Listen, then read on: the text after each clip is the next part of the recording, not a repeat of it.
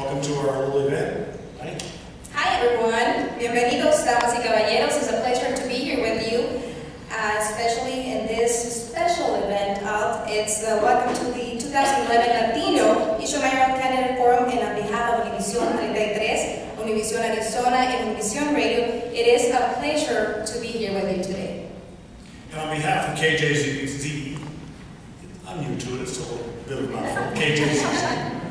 I too want to express my thanks for being invited to be part of this very special event. Before we continue, I want to just kind of explain the format for the evening. This is a forum, it's not a debate, so we won't have a lot of back and forth.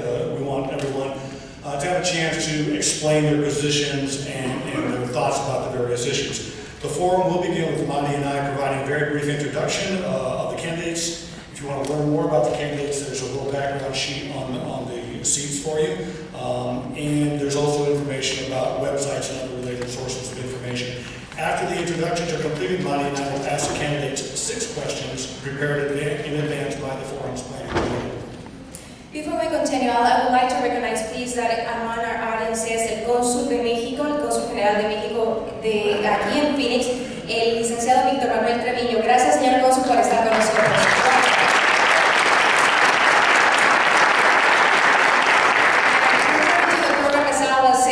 For the first question only, each of the candidates will have 2 minutes to respond. For each of the following 5 questions, each candidate will be allowed 1 minute per response. After the 6 committee questions have been asked, we will go to the citizen questions selected from our audience here tonight, and also mail, Facebook, and obviously in advance throughout the forum.